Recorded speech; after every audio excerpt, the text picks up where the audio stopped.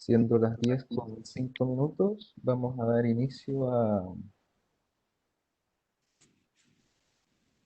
dar inicio a este seminario que hemos titulado Estudios sobre Bienestar en América Latina. eh, y el propósito es conocer más sobre las investigaciones empíricas que están realizando algunos investigadores, estudiosos, académicos y hacedores de política también en la región. Esta semana en la escuela hemos visto que el desarrollo, la teoría y la práctica, el concepto de desarrollo más bien puede interpretarse como el camino hacia el bienestar de las personas, porque pensando en el fin último, en el fin no instrumental, diría Aristóteles, sería algo así como la plenitud del ser humano, el bienestar o la felicidad incluso. Entonces, esta serie de literatura llamada Bienestar Subjetivo se ha desarrollado mucho en los últimos años y afortunadamente ya tenemos para algunos países de América Latina algunos datos derivados no solo de encuestas globales para la región, como Latinobarómetro, la World Value Survey, sino también encuestas propias de los países, con microdatos, con mayores posibilidades de hacer cruces, de hacer correlaciones, e inferencia causal incluso. Así que para que ustedes tengan una noción de lo que se ha estado haciendo en la región, tenemos hoy día con nosotros a tres expositores. Tenemos a Olga Lucía Romero. Olga Lucía es economista de Colombia, actualmente trabaja en el Departamento Nacional de Planeación, el DNP, como directora de seguimiento y evaluación de políticas públicas. Ha sido profesora universitaria, ha sido consultora, tiene títulos de máster en la Universidad de los Andes y en el Harvard Kennedy School. Y además ha publicado un documento muy interesante sobre bienestar subjetivo utilizando datos colombianos. Tenemos a Rodrigo Montero también, que es economista chileno, doctor también en economía de la Universidad de Chile. Actualmente, Rodrigo es director de la Escuela de Ingeniería de la Universidad Andrés Bello. Rodrigo es, yo creo, de los pocos chilenos investigadores que ha estudiado el tema de bienestar subjetivo y que ha publicado además en varias revistas especializadas sobre el tema. Así que si hay alguien que sabe sobre el tema en Chile, desde la economía, es Rodrigo. Así que un gusto tenerte, Rodrigo, con nosotros. Y tenemos por último a Mariano Rojas. Mariano es costarriqueño, es también economista. Actualmente está en España, pero sigue muy ligado a los temas de bienestar en América Latina. De hecho, acaba de publicar un libro muy completo sobre el tema. Rodrigo nos ha hecho llegar alguna bibliografía bastante importante para este seminario que debería estar en el transcurso del día en el sitio web de la escuela para que ustedes lo puedan descargar. Y bueno, y Mariano es uno de los mayores expertos sobre el tema en América Latina, ha colaborado también con distintas instituciones, incluso con la CEPAL recientemente. Así que Mariano, muchas gracias por estar acá y un gusto tenerte con nosotros. Esperemos que sea muy fructífero el seminario. Ustedes estudiantes, como saben, pueden guardar preguntas, pueden escribir preguntas, hacer comentarios hacia el final. Tenemos 30 minutos para cada uno, para que presenten lo que observa en cada uno de los países, las correlaciones, las causalidades, los elementos interesantes de observar respecto al bienestar. Así que empezamos con el caso de México. Olga Lucía, tienes la palabra. Mariano, me parece que tienes que darle el rol de presentadora a Olga Lucía. Vale. Bueno, buenos días para todos y todas. Muchas gracias por la invitación el día de hoy para presentarles lo que hemos venido haciendo desde la Dirección de Seguimiento y Evaluación de Políticas Públicas en el Departamento Nacional de Planeación en Colombia. Diferentes personas del equipo pues que han venido trabajando en estos temas de la medición del bienestar subjetivo. Y entonces pues es un placer hoy contarles un poco este trabajo que hemos hecho. Pues también un saludo a Felipe, a Rodrigo y a Mariano, y muchas gracias de nuevo por la invitación. Voy a proyectar, vamos a ver si funciona. Listo. Ahí creo que se está viendo, ¿cierto? Se está viendo, sí. Perfecto. Voy a ponerlo en modo de pantalla completa. Eh, listo. Entonces, mi nombre es Olga Lucía Romero, como se mencionó, soy la directora de seguimiento y evaluación de políticas públicas en el Departamento Nacional de Planeación en Colombia, y en esa dirección se han venido desarrollando unas encuestas de percepción ciudadana que nos han permitido ahondar en este tema del bienestar subjetivo. Entonces les voy a contar un poco este contexto de cómo estamos entendiendo el bienestar subjetivo, qué marco conceptual pues estamos usando para la medición, y les voy a contar los casos de aplicación que hemos tenido en el país. El contexto, pues ustedes bien lo saben y entiendo que lo han venido hablando, pues parte de repensarse un poco cuáles son esas medidas de bienestar, ¿cierto? Que parte de una discusión inicial donde pues a principios estamos midiendo el bienestar con el Producto Interno Bruto, pero hay un consenso de que el Producto Interno Bruto tiene unas limitaciones como medida de bienestar y que tenemos que buscar otras medidas diferentes. Pues aparece, digamos, el enfoque de capacidades de Amartya Sen, y con eso se empiezan a desarrollar nuevas medidas como el índice de desarrollo humano, que incorporan mediciones de expectativa de vida, nivel de educación, ingreso per cápita. La de este año incluye también temas ambientales, y eso pues ya también empieza a darle como un nuevo enfoque, y pues también incluso nos empezamos a cuestionar las medidas de pobreza. eh, Avanzamos, digamos, de pensar que solamente en medir pobreza con ingresos, a medir pobreza multidimensional, con el índice de pobreza multidimensional, con el índice de necesidades básicas insatisfechas y con otras medidas. Entonces, como en ese desarrollo, y pues entiendo que ustedes han venido estudiando muy bien la literatura, pues nace todo el tema de medidas de bienestar subjetivo, y este nace pensando un poco en pensarse qué es la felicidad, y en tal vez cómo combinar esas mediciones tanto de la economía como de la psicología para poder dar respuesta. Y entonces un poco también lo que se quiere es tratar de de comparar esas medidas objetivas tal vez con las subjetivas. Entonces, el bienestar subjetivo es la definición científica de lo que se conoce como felicidad y satisfacción con la vida. La OCDE define el bienestar subjetivo como el buen estado mental que incluye evaluaciones positivas y negativas que las personas hacen de sus vidas y de sus experiencias. Y el bienestar subjetivo entonces es un concepto más amplio que la utilidad derivada de las decisiones, que incluye la utilidad experimentada, eh, y por eso, digamos, tal vez representa ese fin último, y un poco como mencionaba ahorita Felipe, en qué estamos pensando realmente que es el desarrollo. Se han, se han aplicado varias mediciones de bienestar subjetivo, y pues eso es un poco lo que ha inspirado a que desde el Departamento Nacional de Planeación en Colombia se hagan estas medidas, y es que se han hecho mediciones nacionales sobre el bienestar subjetivo, como las que se han hecho en el Reino Unido, que contiene 10 dimensiones, incluyendo el bienestar personal, también mediciones internacionales como la que ha venido haciendo la OCDE con el Better Life Index, que incluye 11 dimensiones que incluyen satisfacción con la vida, balance de vida y trabajo, y vida en la comunidad. Y también se han dado aplicaciones de política pública como la de Naciones Unidas con el World Happiness Report. Entonces esto ha sido y es un poco la base de la inspiración y en el contexto en el que nos basamos para hacer esta aplicación en Colombia. Entonces, ¿cuál es el marco conceptual en el que nos basamos en Colombia para la medición?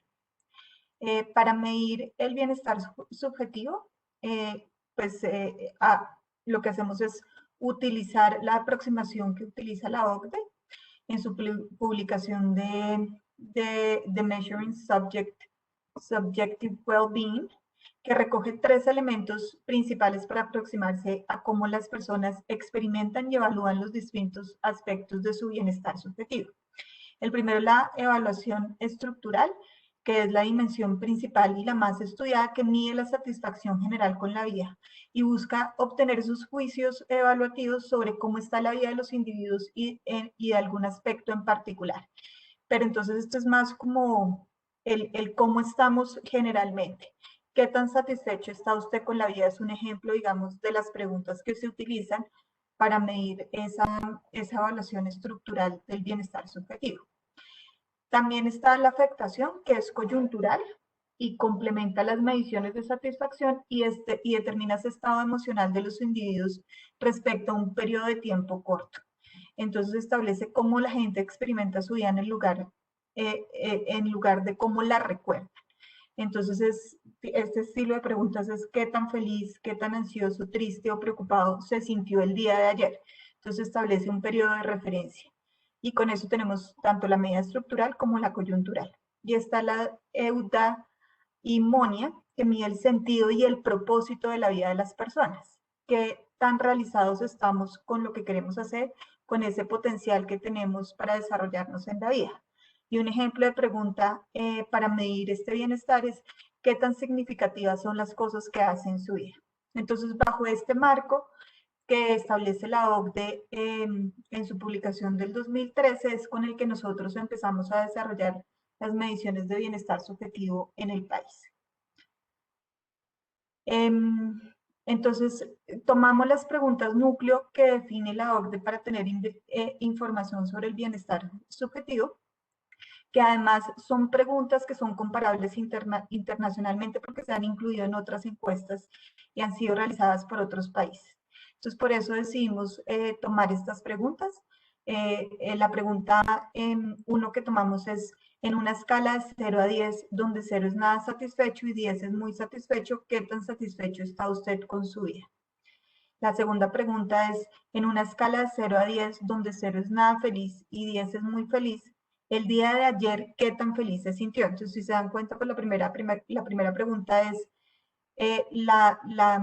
digamos, no es la coyuntural, la segunda pregunta ya nos habla de esa, la primera es estructural y la segunda es coyuntural. La pregunta 3 nos dice, en una escala de 0 a 10, donde 0 es nada preocupado y 10 muy preocupado, el día de ayer, ¿qué tan preocupado se sintió? Esta también nos da, digamos, esa medición coyuntural, estableciendo un periodo de referencia que es el día de ayer. Y la pregunta 4, en una escala de 0 a 10, donde 0 es nada deprimido y 10 es muy deprimido, el día de ayer, ¿qué tan deprimido se sintió? Entonces, estas son las preguntas que nosotros acogimos y que aplicamos en la encuesta de percepción ciudadana en Colombia, y ya les voy a contar un poco más sobre la encuesta de percepción ciudadana para que entiendan un poco la dimensión. Y es muy importante tener en cuenta que esta escala permite tener una buena variabilidad digamos, en los diferentes también análisis que se han hecho y estudios, tener una escala de menor de 0 a 5, de 1 a 5, pues no permite de pronto hacer una mejor medición. Entonces, ¿cómo está la aplicación para Colombia? Entonces, nosotros venimos haciendo una encuesta que se llama la encuesta de percepción ciudadana al Plan Nacional de Desarrollo. Esta encuesta ciudadana al Plan Nacional de Desarrollo se viene haciendo desde el 2013. Ya ha tenido diferentes levantamientos en el tiempo de acuerdo al Plan Nacional de Desarrollo que se esté igual implementando en ese momento. Entonces, les voy a hablar, nosotros empezamos a hacer estas mediciones de bienestar subjetivo en el 2015, entonces les voy a hablar de la encuesta de percepción ciudadana que corresponde al Plan Nacional de Desarrollo entre 2015 y 2018, y ahí se aplicó, digamos, en 6 momentos diferentes del tiempo. Tenemos 6 levantamientos y para una muestra de 9.710 hombres y mujeres mayores de 18 años en el país. Esta encuesta tiene representatividad a nivel nacional, en ese momento de 6 regiones del Plan Nacional de Desarrollo en el país y también de Bogotá, que es la capital, y sus áreas metropolitanas y ciudades y las áreas metropolitanas de ciudades como Barranquilla, Cali y Medellín en el país. Y también representatividad a nivel urbano-rural. En este momento estamos en el Plan Nacional de Desarrollo 2018-2022 y tenemos 4 levantamientos de información diferentes. Ya tenemos el del 2019, el año pasado se hizo el del 2020 y estamos a punto de comenzar el del 2021 y 2022. El del año pasado pues tuvo unos retos importantes debido a la pandemia y nos tocó volcarnos hacia la virtualidad. Esta era una encuesta pues que siempre se ha hecho presencial y eso pues implicó unos retos, digamos, en poder, en reducción de preguntas que seguramente pues van a afectar un poco nuestro análisis para este año en específico sobre estos temas. Esta encuesta en estos años tiene una muestra de 8.226 personas, hombres y mujeres mayores de 18 años, siendo también representativa a nivel nacional de las 8 regiones que tiene el Plan Nacional de Desarrollo actualmente, también de Bogotá, la capital y áreas metropolitanas de Barranquilla, Cali, Medellín, y también es representativa entre urbano y rural. En el 2015 es cuando se empieza a aplicar este módulo de bienestar subjetivo para identificar esas diferentes medidas de bienestar como son satisfacción con la vida, estado de ánimo, estado de salud, autorreportado, estabilidad laboral, comparación con pares, satisfacción financiera, familia, amigos, ingresos, uso del tiempo libre, etc. Y desde ahí se ha venido aplicando con regularidad este módulo de bienestar subjetivo, lo que nos permite, digamos, tener diferentes mediciones en el tiempo sobre el tema. Entonces, ¿qué estudios hemos hecho? Hemos hecho como cuatro digamos, grandes temas utilizando este módulo de bienestar subjetivo. El primero es un diagnóstico sobre el bienestar subjetivo y en este lo que se buscó fue identificar el estado de ánimo de los colombianos por medio de las preguntas que teníamos, tanto en la parte estructural como coyuntural, a partir de esas 4 preguntas que se incluyeron en la encuesta de percepción ciudadana. Además, se analizaron las diferencias en el bienestar subjetiva por características de la población. Esta es una encuesta pues, que recoge mucha más información también demográfica y sobre otros temas adicionales de interés para el país en el término de percepción sobre cómo se están recibiendo los bienes y servicios que está entregando el gobierno. Entonces tenemos información variada. Entonces logramos hacer además un análisis sobre cómo estaba ese bienestar subjetivo de acuerdo al género, etnia, edad, estrato, y también asociados a otros factores como ingreso, acceso a servicios sociales, ocupación, percepción de seguridad, entre otros. También algo importante y es que la representatividad que tiene la encuesta nos permitió identificar diferencias regionales tanto en las principales áreas metropolitanas y regiones y en los niveles de bienestar subjetivo. Utilizamos para este diagnóstico que tenemos en este momento información entre el 2015 al 2017. Eso es algo que queremos hacer en este momento y es seguir actualizando esta información con datos más recientes. El segundo ejercicio que hicimos fue establecer cuáles son los determinantes del bienestar subjetivo y el balance afectivo. Entonces, utilizando también pues, la encuesta de percepción ciudadana, buscamos determinar cuáles eran eso que estaba afectando la satisfacción de la vida y el balance afectivo de los colombianos a partir de las variables que mejor predicen el bienestar subjetivo. Para esto utilizamos 2 modelos diferentes, un Stereotype Logistic Regression y una regresión lineal por mínimos cuadrados. Y eso nos permitió establecer esas relaciones que queríamos ver de cuáles eran las variables que mejor predecían el bienestar subjetivo. Y lo que encontramos, pues utilizando diferentes variables, y ya les voy a mostrar los resultados, como características sociodemográficas, género, hacinamiento, tenencia de hijos, estado civil de la persona, la edad, la tenencia de la vivienda, la educación, el estado de salud. También exploramos características económicas como el estrato, los ingresos, la situación laboral, la estabilidad laboral, la autopercepción de pobreza, la comparación con otros, con pares, con los vecinos o con personas, digamos, del contexto, características también del entorno, delincuencia, confianza en las personas, el soporte familiar, el acceso a información, la tenencia de tecnología. Un ejercicio adicional que se hizo fue establecer si los programas sociales principales que tiene el gobierno han tenido algún efecto en el bienestar subjetivo. Entonces lo que tratamos fue identificar ese efecto utilizando una metodología de propensity score matching. Para balancear mejor las observables se utilizó una metodología de genetic matching, tratando de buscar, pues ustedes saben que lo que busca el propensity score matching es buscar ese clon del individuo que recibe programas sociales con el que no lo recibe para poder, digamos, determinar si pertenecer a esos programas sociales tuvo o tiene algún efecto en la satisfacción y el balance afectivo de las personas. Analizamos programas como Familias en Acción, que es el programa de transferencias condicionadas del país, y Jóvenes en Acción, que también es un programa de transferencias a jóvenes para que continúen con sus estudios. Y, y pues analizamos en las variables de satisfacción con la vida y satisfacción por dominios como nivel de vida, situación financiera, relaciones personales, tiempo libre, trabajo u oficio y vivienda y educación. Y también recientemente se hizo un ejercicio al interior de la dirección, utilizando ya los datos más recientes del levantamiento de 2019, que es el primer levantamiento de la encuesta de percepción ciudadana del Plan Nacional de Desarrollo actual. Y a través de una regresión logística se buscó analizar la relación que existe entre la percepción de conflicto armado en el país y la satisfacción que tienen los colombianos frente a la vida. Y también se analiza la relación que podría tener la satisfacción con la vida con la percepción de seguridad en distintos niveles, tanto a nivel país, municipio y barrio.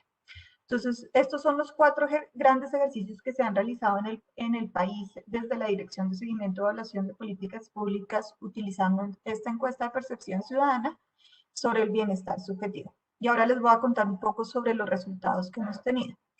Entonces, algunos resultados sobre el diagnóstico de bienestar subjetivo es que encontramos que la población colombiana presenta altos niveles de satisfacción y balance afectivo. Y lo que vemos es que hay una relación positiva entre la satisfacción con la vida y el ingreso de los colombianos. Se parece pues un poco a lo que también se ve en la literatura. La estabilidad laboral se asocia con menores niveles de bienestar subjetivo a lo largo del ciclo de la vida. Y hay diferencias en bienestar subjetivo según las características de la población. Encontramos que los hombres tienen niveles más altos de felicidad y satisfacción, mientras que las mujeres tienen mayores preocupación y depresión. Y vemos que los colombianos en zonas urbanas tienen niveles más altos de felicidad y satisfacción y menor preocupación y depresión. En cuanto a los determinantes de bienestar subjetivo, encontramos que la salud está asociada positivamente con la satisfacción de la vida. También encontramos que una persona en condición de discapacidad en el hogar tiene una relación negativa con la satisfacción con la vida. Las variables relacionadas con el capital social también predicen una mejor satisfacción de la vida, es decir, digamos, tener esa red y apoyo social. El acceso a Internet y tenencia de un teléfono inteligente tienen también una relación significativa con la satisfacción de la vida. Haber sido víctima de la delincuencia en los últimos 12 meses está asociado negativamente con la satisfacción. Y también encontramos que los mejores predictores de la satisfacción con la vida son el ingreso, la autopercepción de pobreza, la comparación del nivel de vida con los vecinos y la percepción de estabilidad laboral. Todo esto nos permite ver, digamos, cuáles son esas relaciones y qué es lo que está determinando el bienestar subjetivo de la población, que vemos que hay mucha y se encuentra pues mucha relación con lo que ya ha mostrado también la literatura sobre esos determinantes del bienestar subjetivo, pero asimismo desde el Departamento Nacional de Planeación pues nos permite establecer cuáles son unos buenos lineamientos para avanzar en las políticas públicas hacia mejorar el bienestar subjetivo de la población. También en cuanto a los programas sociales, y que les contaba que hicimos ese ejercicio de ver cuál es el efecto de los programas sociales en el bienestar subjetivo, lo que encontramos es que no hay efecto de los programas en una mejora en el bienestar subjetivo. Como pensábamos, digamos, era la hipótesis de la que se había partido en ese trabajo. Y en cuanto al conflicto y bienestar subjetivo, vemos que la percepción de conflicto no tiene un efecto significativo en la valoración de los colombianos, que los colombianos hacen de su vida, ni siquiera cuando estos fueron víctimas directas del conflicto. Eso es algo pues importante y un hallazgo, digamos, que estamos como revisando y teniendo en cuenta.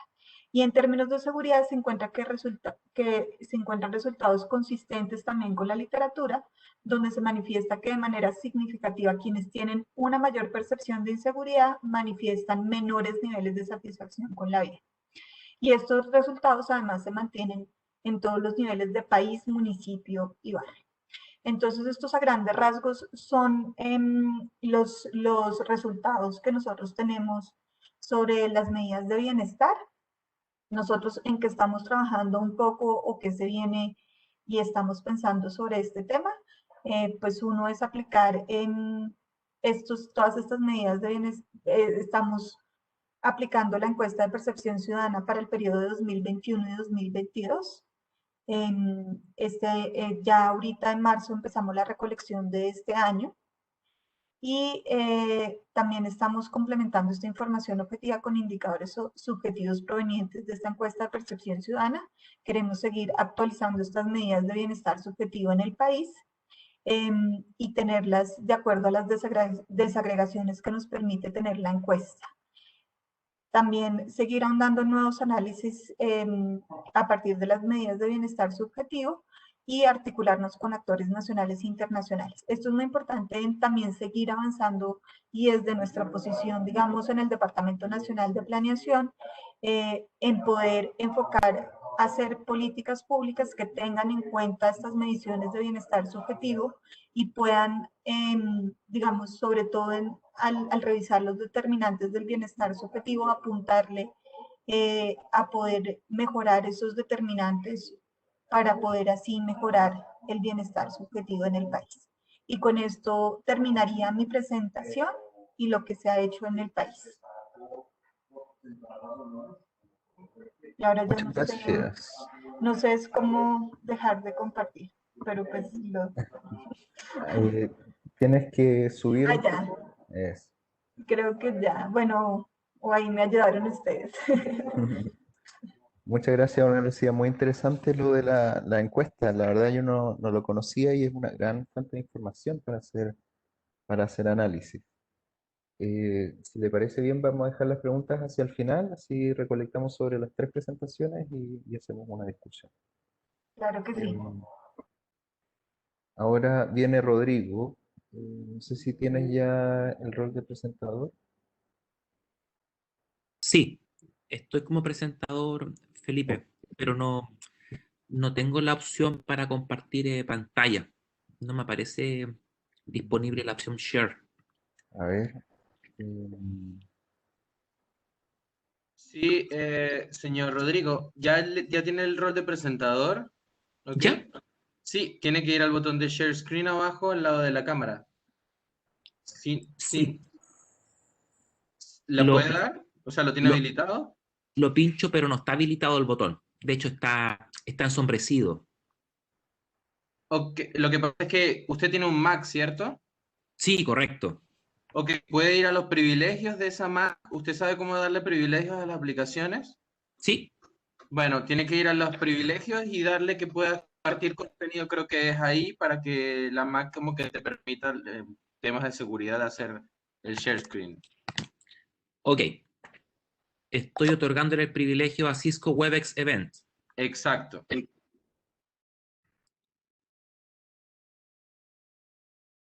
Lo que sí me pide cerrar la aplicación, dejar el evento y volver a entrar. bueno, no hay Sí, porque problema. tiene que hacer como un refresh. Si quieren, no sé Exacto. si quieren seguir con alguien mientras que Rodrigo todo eso o esperan a que se Sí, reconecte. podríamos seguir, Mariano, con tu presentación, si es factible, para no atrasar tanto. Con gusto, si me dan para poder compartir yo, ¿no? Ok, Listo, ya tiene el rol de Ya, presentador, señor ya Marejo. tengo el share. Sí, gracias. Ya lo veo acá. Ahora veamos que funciona. Debe ser esta presentación de acá. Y es esta, vamos a ver. ¿Se ve? ¿La se observan? ve, Ujú. sí. Pues muchas gracias, Felipe, el grupo de la CEPAL, por invitarme. Me parece una labor muy importante y tal vez me parece muy importante que estos temas se discutan en cursos y en clases con estudiantes, porque allí es donde ha habido generalmente un cuello de botella cuando los temas de la teoría, los que hacen investigación sobre bienestar, tratan de llevar esto a políticas públicas, nosotros encontramos siempre que los funcionarios nunca fueron formados dentro de un contexto donde el bienestar subjetivo aparecía en sus cursos. Y entonces la reacción normal de un funcionario público, de alguien que está en el gobierno, es buscar su área de confort, buscar aquello que vio en los programas y como el bienestar subjetivo no aparece, pues lo dejan por fuera. Entonces me parece muy valioso que ustedes estén incluyendo esto en los programas que tienen y los felicito por ello. Me pidieron hablar de varios temas, empezar un poco hablando de qué entendemos por bienestar subjetivo y luego plantear algunas aplicaciones. Entonces, en la charla rápidamente voy a hablar de la concepción, la medición, se repite en algo con lo que decía Lucía ahora, ¿no? Voy rápidamente a mencionar algunas cosas sobre desarrollo y progreso, la idea de que el bienestar subjetivo es ese fin último al que se aspira, o que al menos debería ser uno de los elementos básicos de cualquier noción de desarrollo y progreso. Y luego voy a poner dos aplicaciones más concretas, una aplicación a la pobreza, eh, donde voy a mostrar cómo los indicadores de bienestar subjetivo se relacionan con algunos indicadores de pobreza, y otra aplicación a escalas de equivalencia, ¿no? Entonces, básicamente la charla trata de cubrir estos tres temas. ¿Qué entendemos por bienestar subjetivo? Hay una larga discusión, uno se va hasta el siglo IV antes de Cristo en Grecia, donde se menciona a Platón, Aristóteles, Sócrates, se puede ir incluso antes el siglo de oro de China, el siglo VIII antes de Cristo en China, donde ya había una discusión de las distintas escuelas de pensamiento y aparece el término felicidad, aparece la buena vida, y a lo largo de la historia ustedes verán ese debate, ¿no? Generalmente el debate se dio en la filosofía y específicamente en la ética, donde se hablaba de la buena vida. Pero en los últimos 40 años ha adquirido relevancia esta idea de bienestar subjetivo, donde el bienestar no es un constructo de expertos ni es un vector de elementos que pone un experto, ¿no? El bienestar lo entendemos como una vivencia de las personas, es algo que le sucede a las personas, es parte de su vida cotidiana, porque el bienestar lo usan las personas para tomar decisiones todos los días, para acercarse a lo que les gusta, alejarse de lo que les disgusta. Y entonces distinguimos entre una tradición que se ha enfocado a construir indicadores de bienestar y donde uno ve reuniones de expertos proponiendo indicadores, y otra tradición donde lo que hacen los expertos es tratar de entender cómo vive la gente esa vivencia, digamos, esa experiencia de bienestar. Como es algo de personas, uno de los temas que siempre aparecen es que las disciplinas se quedan cortas para entender el bienestar de un ser humano. Yo tengo una formación de economista y estoy acostumbrado a ver modelos del consumidor, modelos del productor, incluso a enseñar teoría del consumidor. Y cuando hablamos del bienestar como vivencia, estamos pensando en personas que van muchísimo más allá de esa simplificación que es el consumidor. Entonces, por lo general nosotros tenemos una limitación para desde nuestras disciplinas tratar de entender esa respuesta del bienestar. En la presentación anterior ya nos decían, ve, hay muchos factores que explican el bienestar. Claro, porque la vida humana es muy rica, es muy compleja y intervienen todos los aspectos, no solo los aspectos económicos. Ahora, en concreto, ¿qué estamos hablando del bienestar? A mí siempre cuando hablo de cómo viven las personas el bienestar y considerando que estamos en Chile, siempre me gusta mencionar a Violeta Parra y hablar de gracias a la vida, ¿no? O sea, ¿por qué le da Violeta Parra gracias a la vida? No es por sus capacidades o funcionalidades, no es por un concepto eudemónico, no es la eudemonía. Le da gracias a la vida por cosas muy concretas. La dicha, la risa y el llanto por tener amigos, tener madre, tener hermanos, tener relaciones cercanas. Le da gracias por poder escuchar y ver al ser que ama. El amor es muy importante. Entonces, cuando nosotros hablamos de bienestar subjetivo, estamos hablando de estas experiencias que, si ustedes se dan cuenta, tienen todos los seres humanos, que son muy cercanas a su vida cotidiana, muy importantes para las personas. Algo que creo que es muy importante de esta nueva corriente del bienestar subjetivo es que acerca toda esta discusión del bienestar a las personas y la aleja de aquellos constructos sofisticados donde a veces cuesta entender los planteamientos filosóficos que llevan algunos constructos de bienestar. Acá es al revés, acá vamos donde las personas y a partir de ahí tratamos de entender cómo viven su vida y si están a gusto o no con su vida. Y entonces tenemos un marco conceptual de esta vivencia donde por un lado las personas tienen experiencias concretas, cómo viven su vida, lo viven en términos de logros y fracasos. Ustedes pueden hablar con cualquier persona y les dirá que ha tenido logros, ha tenido fracasos en su vida, puede hacer una valoración de ello. Pueden hablar también de emociones, están en todo lado las emociones, la más importante, amor, pero también hablamos ahora mucho de soledad, de tristeza, ¿no? De angustia.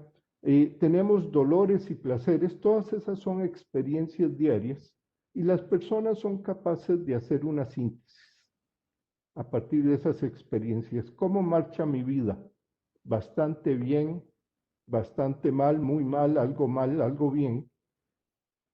Esa síntesis es la que nos interesa como una apreciación global. Y hemos hablado de la satisfacción de vida y a veces preguntamos por lo que llamamos síntesis parciales. ¿Qué tan satisfecho está usted con su situación económica?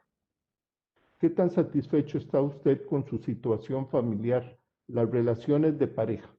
Las personas pueden responder a todo este tipo de preguntas y de ahí viene el por qué nosotros vamos y le preguntamos a las personas. Le preguntamos a las personas por qué esta vivencia es inherentemente subjetiva. A veces, ya no tanto, pero hace algunos años le decían a uno, bueno, pero esa información es subjetiva. Y con eso lo que se trataba era de descartar la información. Decían, ¿es subjetiva? ¿No es objetiva? Y la respuesta es sí, es subjetiva y es lo que queremos saber, porque ya tenemos mucho de información objetiva y lo que no tenemos es información desde los sujetos, desde cómo viven ellos su bienestar. Básicamente ese fue el argumento que usamos para convencer a las oficinas de estadística, de que llevaban muchísima información objetiva. Sabíamos hasta cuántos kilómetros de calle estaban asfaltados. Sabíamos cuántos pares de zapatos compraban las personas. pero no sabíamos si estaban a gusto con su vida. Entonces sí, el bienestar subjetivo es subjetivo y eso es lo que queremos saber y por eso es que las oficinas de estadística lo están llevando ahora de manera ya sistemática, porque esa información no se tenía y es muy importante tenerlo. Los indicadores objetivos no nos permiten llegar a ese nivel de vivencia que tienen las personas, ¿no? Entonces tenemos todo lo que llamamos un enfoque de bienestar subjetivo, que pasa por una concepción de bienestar como vivencia, por una epistemología, y es que se reconoce que quien tiene la autoridad para juzgar una vida es cada persona. La labor de los expertos no es juzgar, sino entender el bienestar, pero no andarlo juzgando, que es lo que han hecho durante décadas muchos expertos, juzgar el bienestar de los otros. Tenemos ya instrumentos para medir el bienestar.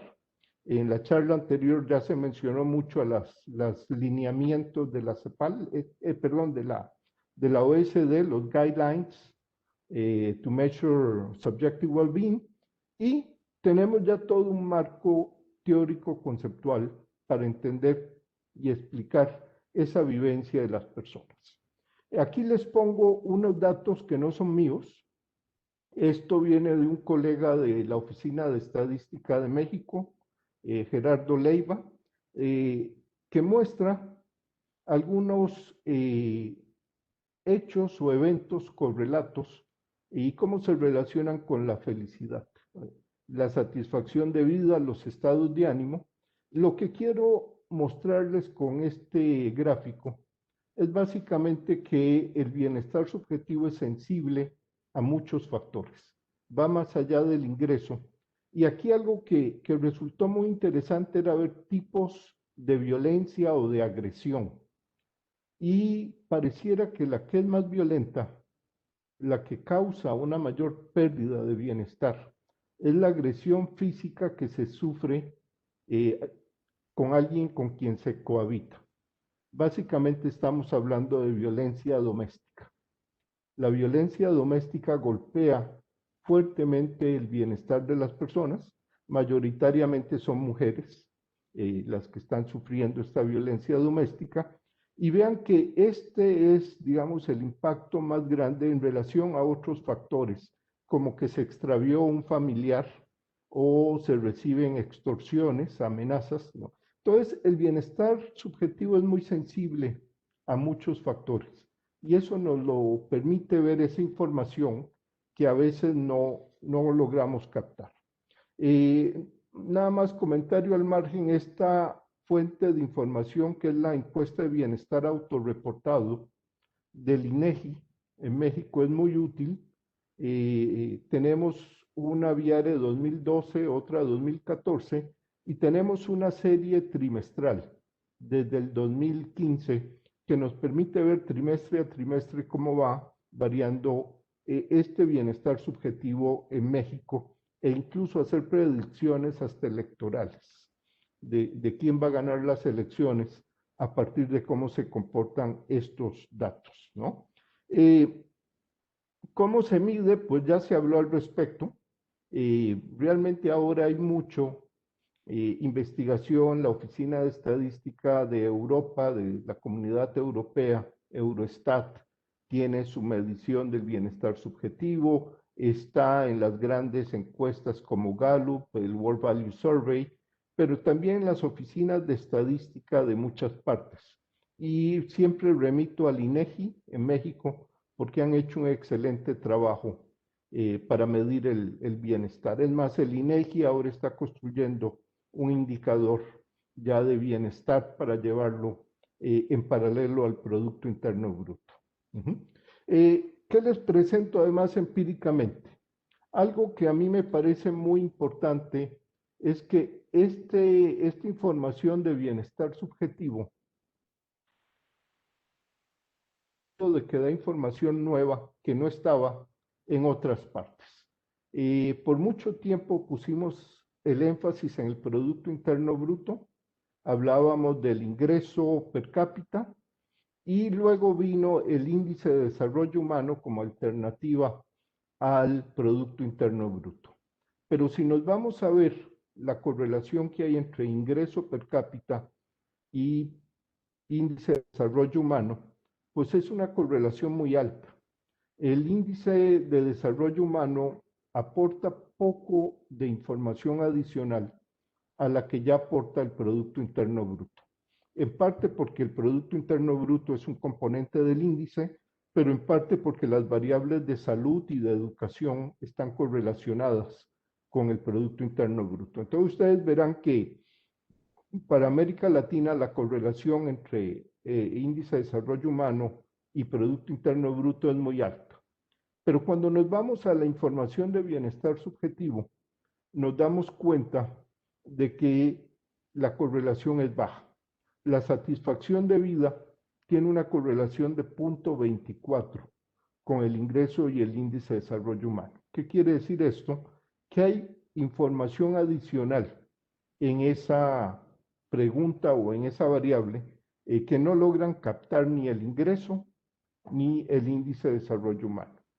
Cuando nos vamos a la parte más afectiva, nos damos cuenta que la correlación es muy baja.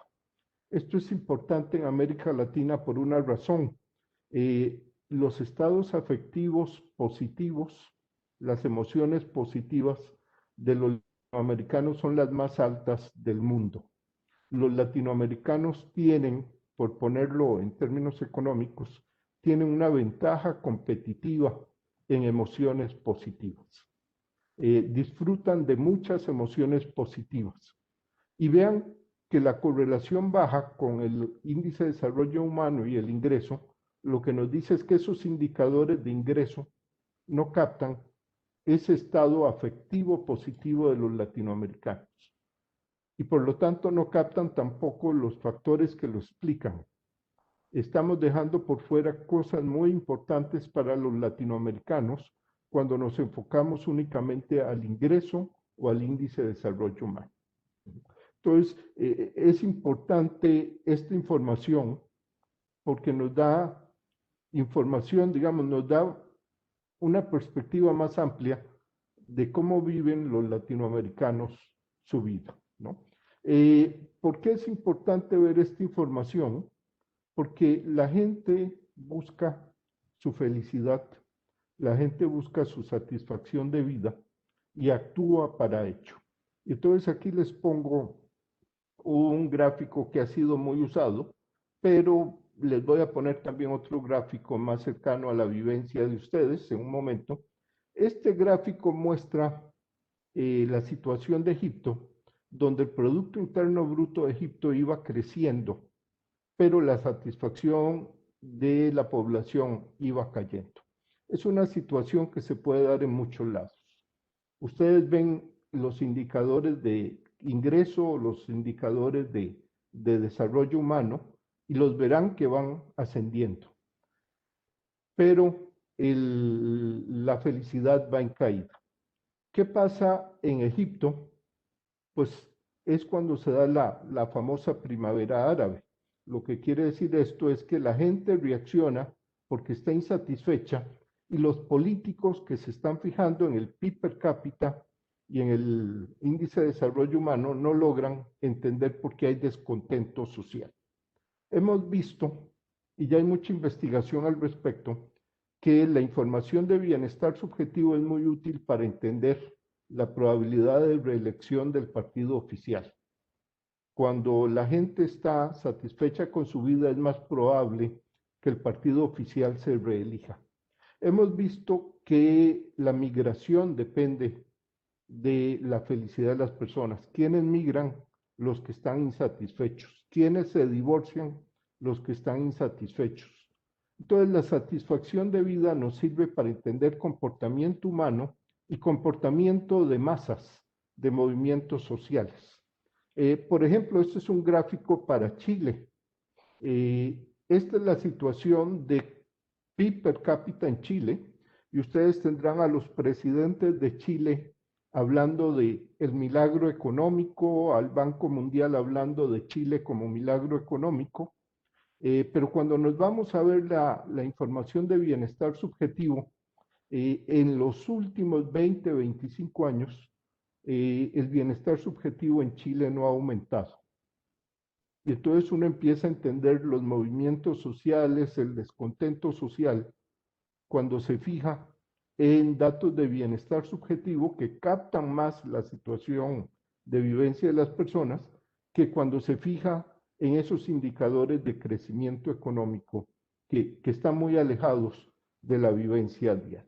Entonces, esa es la situación de Chile y a partir de aquí hemos tratado de entender la situación de inestabilidad, digamos, social, el descontento, el malestar social de los chilenos, por qué es causado. ¿Qué más tenemos?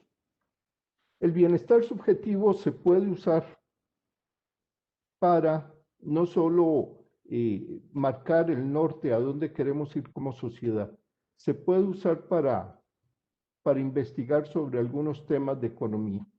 Y aquí rápidamente les voy a presentar dos ejercicios donde mostramos cómo utilizar la información de bienestar subjetivo como proxy de lo que los economistas entienden por utilidad y resolver algunos problemas ya más de tipo de consultoría, académicos, donde la economía ha andado realmente pues, dando tumbos porque no tiene una variable de bienestar con la cual estudiar temas como la pobreza o como las escalas de equivalencia. Entonces, rápidamente, porque ya no quiero entrar a tiempo, entiendo que aquí hay estudiantes de economía y los estudiantes de economía estarán familiarizados con este modelo básico, donde a fin de cuentas la utilidad termina en función del ingreso y donde uno le dice al estudiante a mayor ingreso, mayor utilidad. Y luego uno le dice rápidamente al estudiante, un momento, la utilidad no se puede observar, pero sí observamos el ingreso, enfoquémonos al ingreso y ahora tratemos de estudiar todo con base en la variable que observamos, que es el ingreso, pero no en la utilidad, porque la utilidad no la podemos observar. Y entonces el supuesto acá es que el ingreso aproxima muy bien la utilidad de las personas, pero nunca lo corroboramos porque no hay información de utilidad. Lo que viene a ser el bienestar subjetivo es a decir, pongamos la información de satisfacción de vida como proxy de la utilidad y veamos si es cierto que el ingreso es importante para la utilidad o la satisfacción de vida. ¿Qué hemos hecho? En economía, para los que son economía, pues el énfasis se pone en el ingreso y se asume que a mayor ingreso la gente está mejor. Algunos más sofisticados lo que dicen es sí, pero hay rendimientos decrecientes o hay un nivel umbral. Por debajo de ese nivel umbral, la gente está en pobreza y entonces se marca un nivel umbral de pobreza. Ahora, esto no se ha corroborado nunca. Realmente la gente por debajo de un nivel umbral tiene menor bienestar que la gente por encima de un nivel umbral. ¿Cuál es ese nivel umbral? Ahí es donde la información de bienestar subjetivo nos ha permitido estudiar eso.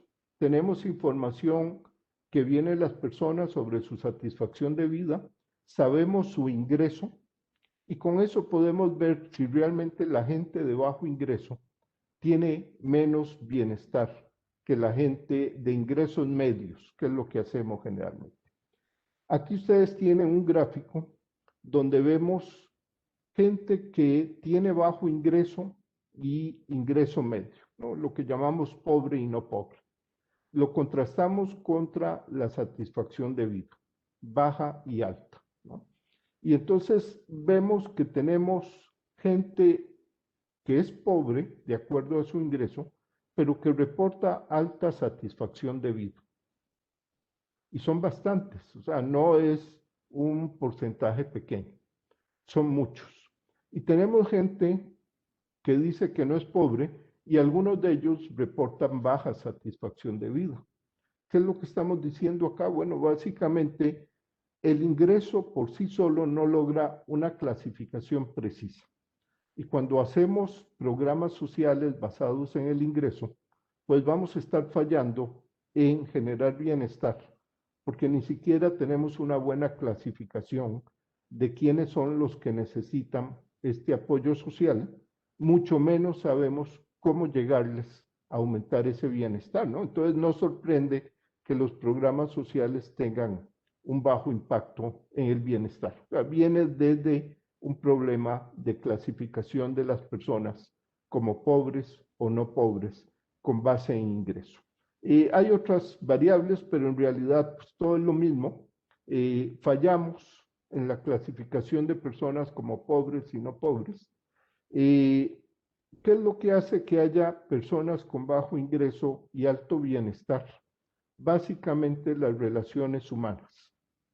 Lo hemos estudiado con pobreza multidimensional y nos damos cuenta que la gente puede tener bajo ingreso, pero si tiene una red familiar, familia cercana, familia extendida, donde las relaciones son de calidad, son cercanas, son abiertas, no solo de apoyo, sino de gozo compartido, estas personas tienen alta felicidad, ¿no? Aunque tengan ingresos bajos. Y lo mismo sucede con la gente que no es pobre, pueden estar muy insatisfechos con su vida cuando se deterioran las relaciones humanas.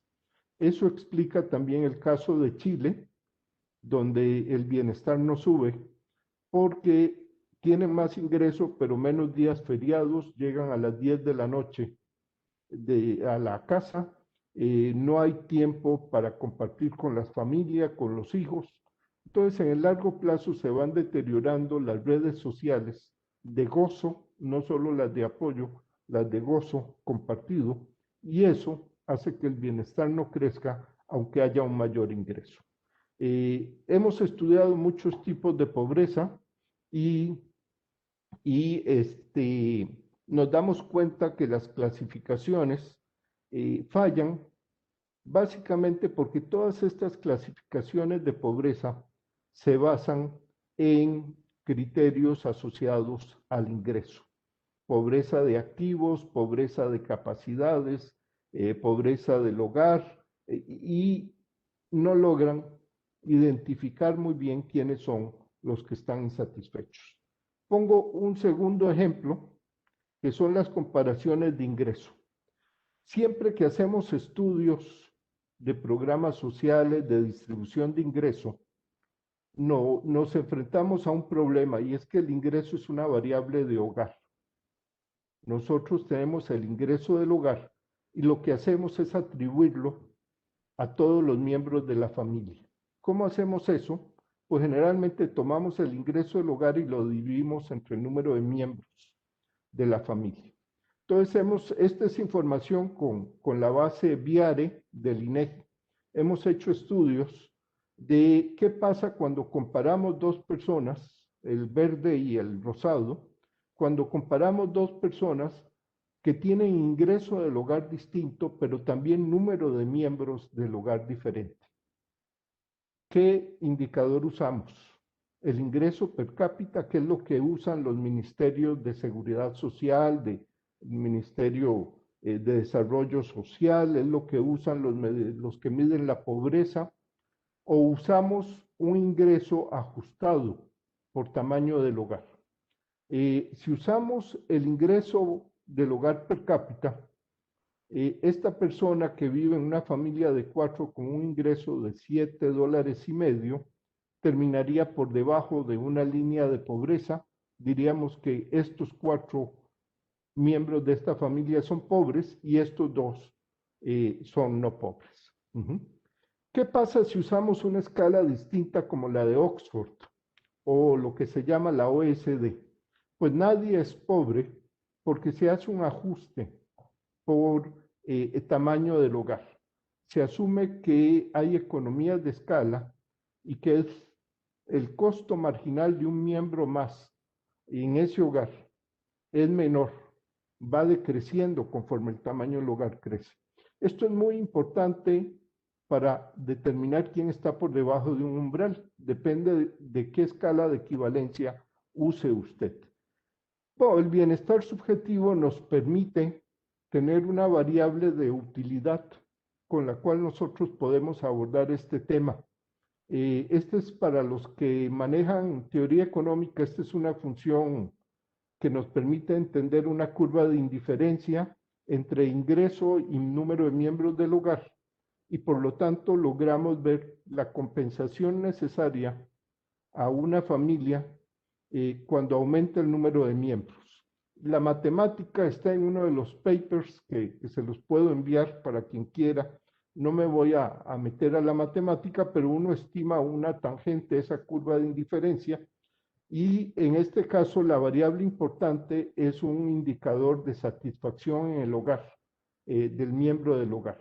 Y entonces hacemos matemática y estimamos en cuánto aumenta la satisfacción económica al tener más ingreso y en cuánto cae cuando hay un miembro más en el hogar. Con base en esto, calculamos lo que llamamos escalas de equivalencia a partir del bienestar subjetivo. ¿Y qué encontramos? Esta es la escala de equivalencia de acuerdo al bienestar subjetivo, es la columna 2, que el per cápita es un pésimo mecanismo para convertir ingreso del hogar en ingreso equivalente de bienestar. Tiende a sobreestimar el ingreso que se necesita cuando entra un miembro más al hogar, y eso genera problemas para medir la pobreza, para los programas sociales. Recuerden que generalmente las familias de ingresos bajos son más numerosas, entonces ahí el sesgo de usar per cápitas se vuelve más grande. Y ya con esto lo acabo de poner porque mencionaron esta iniciativa de ir más allá del PIB. Curiosamente, de lo que estamos hablando ahora es de generar una concepción de progreso que esté asociado al bienestar y no solo al crecimiento económico. Esto no es algo nuevo. Simon Kuznets, que es el creador del indicador de Producto Interno Bruto allá en los 30 del siglo pasado, ya desde esa época Simon Kuznets reconocía que el PIB es un pésimo indicador del bienestar en una nación. Lo curioso es que durante todo el siglo XX seguimos concentrando nuestro interés en el crecimiento económico. Algunos presidentes, incluyendo al presidente de Chile, manifestaban que querían hacer de Chile el primer país desarrollado de América Latina, y cuando uno pregunta qué entienden por desarrollo, pues dicen un ingreso per cápita superior a 20,000. Lo que estamos planteando es, hay que tener una nueva concepción de progreso que vaya más allá del PIB y que tome en cuenta la vivencia de bienestar de las personas. Con esto acabo y estoy disponible para preguntas, comentarios. Gracias, Felipe. Muchas gracias, Mariano. Muy interesante y muy importante, sobre todo las reflexiones finales que están muy en línea con lo que hemos tratado de transmitirle a los estudiantes. Eh, Rodrigo, no sé si ahora podrás compartir. Vamos a ver. ¿Ya Vamos a ver si funciona. hicieron anfitrión? No, hay que pasar la pelotita. Ah, ya, perfecto. Vamos a ver. Entonces,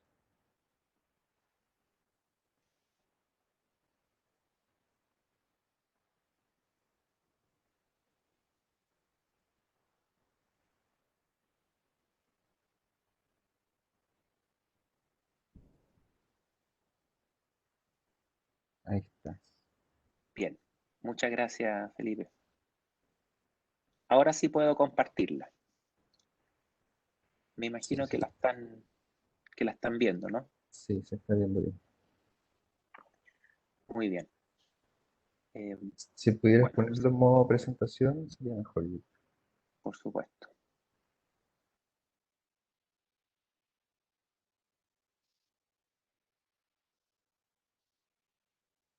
¿Ahí mejor? Mejor. Perfecto. Bueno, los saludo a cada uno de ustedes, especialmente a ti, Felipe, Olga, Mariano, y a todos los que están conectados en este momento. Agradecer la invitación esta posibilidad que tenemos para poder compartir con ustedes, digamos, lo que es la investigación que he podido realizar sobre este tópico. Así es que agradezco la oportunidad y, por supuesto, todo el feedback y la retroalimentación es muy bienvenida. En el día de hoy quisiera partir primeramente con una pequeña motivación, aunque ya diría yo casi todo se ha dicho y de manera muy magistral, por cierto. Me gustaría indicar algunos puntos. Lo primero que quisiera señalar es, bueno, ¿por qué Happiness Economics? ¿Por qué debiéramos interesarnos en esta línea de investigación, por decirlo así? Bueno, porque tal como Mariano comentaba anteriormente, básicamente lo que uno quiere es encontrar cuáles son los fundamentos detrás de que la sociedad, de que las personas, los individuos alcancen una situación de bienestar. Y eso no necesariamente pasa por el ingreso. Así que Happiness Economics es una línea de la economía que, si bien con cierta resistencia en su inicio, yo creo que hoy día ya es ampliamente aceptada y se está tomando muy en serio todo lo que uno pueda aprender acerca de ella. Más aún, tomando en cuenta que Chile es un país interesante siempre analizar, puesto que es un país que siempre se destaca por su rápido crecimiento económico. Durante los últimos años se habló mucho del milagro chileno, y eso sin duda fue generando interés en este país, pero por supuesto también preguntarnos cómo se había traducido eso.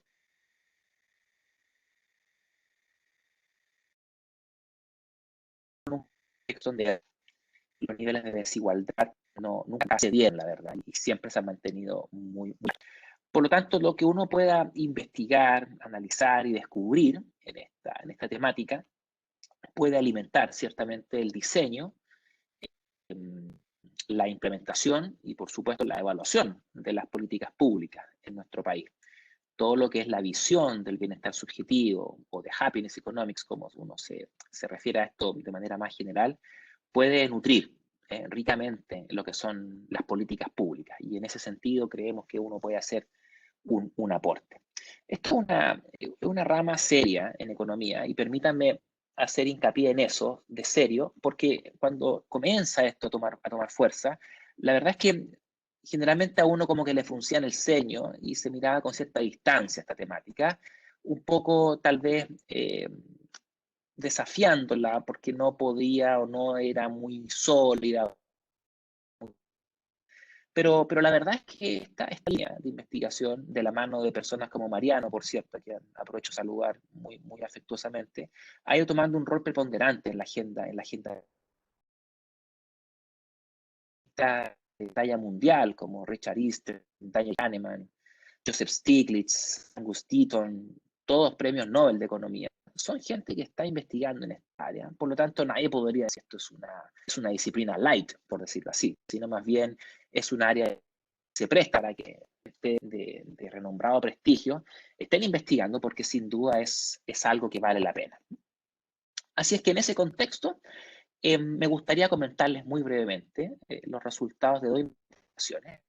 El primero, que es una publicación reciente que apareció precisamente en CEPAL Review sobre los determinantes de la satisfacción con la vida de los trabajadores chilenos, y posteriormente un artículo que escribimos con Tomás Rau, un académico de la Universidad Católica, sobre cómo intentar el bienestar subjetivo de las mujeres. Un tema bien interesante y bien de política pública. Así que me tomaré los siguientes minutos para comentarles brevemente sobre estos dos artículos que creo que pueden aportar a la discusión, y sobre todo pensando en el público de hoy día, que probablemente anda buscando dónde uno puede aportar en esta disciplina. Bueno, se van a dar cuenta que hay mucho espacio todavía para seguir aportando, no solamente en Chile, por cierto, sino que también en distintos países de la región. Entonces voy a comenzar con el de CEPAL Review, y básicamente la pregunta que nos hicimos acá con el colega, con Álvaro Miranda, es ¿cuáles son los drivers de la satisfacción con la vida de los trabajadores chilenos? Queríamos un poco indagar respecto de cuáles eran los factores, los determinantes del bienestar subjetivo de los trabajadores en Chile. Y para eso tomamos el enfoque de los dominios, en donde básicamente uno plantea que la satisfacción con la vida es la suma de la satisfacción que uno obtiene en distintos dominios de la vida, ¿sí? El trabajo, la familia, el ocio, la entretención, el dinero, por cierto, etc. Entonces dijimos, vamos a construir esto a partir del enfoque de los dominios para entender bien cuáles son los dominios que más afectan, o ámbitos de la vida que más afectan el bienestar subjetivo, pero también queremos hacernos cargo de un tema que es bien relevante en esta literatura y que probablemente es lo que genera más críticas cuando uno se enfrenta a la investigación empírica para intentar resolver estas preguntas, que es el rol que juegan los no observables, algo que en economía nos persigue siempre, ¿verdad? ¿Qué pasa con los no observables? ¿Cómo afectan el comportamiento de la variable dependiente? Y más aún, si es que estos no observables son o no son invariantes en el tiempo, que eso también significa otro dolor de cabeza. En el caso del bienestar subjetivo, el rol de los no observables es bien importante, porque los rasgos de personalidad sin duda van a afectar la calidad o nivel, más bien, de la respuesta de las personas. Las personalidades, digamos, de las personas tienen efecto en cómo ellos van a calificar su vida, ya sea en satisfacción con la vida, o con el trabajo, o en la felicidad, y así por el estilo. Entonces, los no observables son un tema, son un temazo dentro de la investigación empírica en economía, y nosotros quisimos hablar un poquito y hacernos cargo un poquito de eso. Los datos provienen, bueno, primero déjenme señalarle que los datos en Chile sobre esta temática son relativamente nuevos, ¿sí? En Chile no tenemos una cultura de levantamiento de datos de calidad de vida, de bienestar subjetivo, sino más bien son intentos, diría yo, relativamente recientes, en donde algunas encuestas tímidamente han empezado a levantar este tipo de información, un poco a propósito de lo que ha estado pasando en el mundo entero, y sobre todo con lo que fue el trabajo de la Comisión Stiglitz en Estados Unidos. Así que en ese contexto, la encuesta NETS, que es la encuesta nacional de empleo, trabajo, salud y calidad de vida de los trabajadores y trabajadoras en Chile, en el año 2009-2010, hicieron un estudio, ¿verdad? Una encuesta, un cuestionario en donde precisamente se indagó respecto de estas características de los trabajadores en Chile. Esto, cómo le estaba yendo en distintos dominios, en distintas áreas de la vida. Así que ahí está la muestra, fueron 4.157 trabajadores chilenos de entre 15 y 65 años de edad, y básicamente lo que hacemos es implementar el modelo de 2 capas de Brand-Pack del año 2003. Me voy a referir al modelo de 2 capas en lo que viene. Básicamente la primera capa es un poquito lo que les comentaba, donde entendemos que la satisfacción con la vida es el resultado de cómo nos va en diferentes ámbitos o dominios de la vida, ¿sí? Es algo que resume cómo me va en la vida en general, ¿ya? Y la vida es la suma de compartimentos, ¿verdad? Mi vida familiar, laboral, ocio, entretención, dinero, etc. Y la segunda etapa consiste en modelar cada uno de esos ámbitos o de esos dominios de la manera estándar que uno lo hace en la econometría aplicada, en donde uno explica la satisfacción en cada dominio de la vida en función de un conjunto de regresores, de controles que intentan explicarlo, donde básicamente está lo que es estándar, como el género, edad, escolaridad, ingreso, otras características que son importantes para entender, ¿verdad? El nivel de con cada uno de estos dominios. ¿Cuál es la ventaja y por qué optamos por este modelo de 2 capas de Brand-Pack?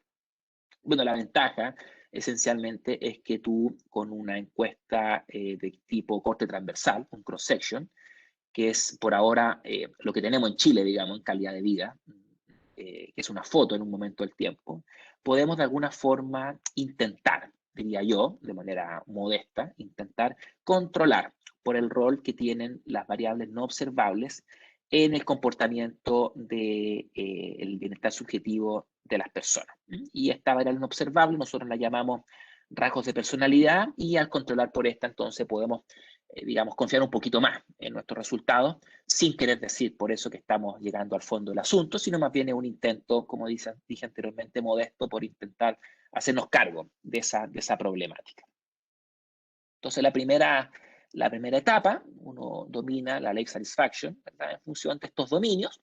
En términos genéricos, uno puede plantear que hay J dominios que determinan la satisfacción con la vida de las personas, y además hay una variable Z que básicamente resume lo que son los rasgos de personalidad, ¿verdad? Que no son observables, pero que afectan conjuntamente tanto la satisfacción con la vida como también cada uno de los dominios o de la satisfacción con cada uno de los dominios de la vida. Es decir, mi personalidad va a determinar de alguna forma o va a afectar de alguna manera cómo yo me califico en términos de satisfacción con la vida, y también va a afectar cómo yo me califico con mi satisfacción con el trabajo, con la familia, etc. Esa es un poco la dinámica, digamos. Entonces el Z está ahí codeterminando ambos conjuntos de ecuaciones. Entonces, si yo estimara la ecuación 1, que es la ecuación principal, digamos, de este modelo, sin controlar por Z, como ustedes bien saben, claramente estaríamos generando un sesgo o una inconsistencia, en realidad, en la estimación de los parámetros, como consecuencia de un sesgo por endogeneidad, ¿sí? Así que tenemos que hacer algo, y ese es básicamente el aporte que hace Van Praag con esta metodología. Van Praag, Frister y Ada Ferrer y Carbonell, una economista catalana también muy, muy reputada, lo que proponen es básicamente instrumentalizar Z, ¿verdad? Una variable instrumental que nos va a permitir trabajar con un Z gorro, ¿verdad? Porque Z no lo observamos, pero sí con un Z gorro, que va a cumplir con ciertas características estadísticas que nos va a permitir aislar el efecto de los no observables, ¿sí? Entonces, esto es bien simple. Lo que se hace en esta metodología es estimar los determinantes de los ámbitos de cada uno de los dominios, de 1, de 2, hasta de J.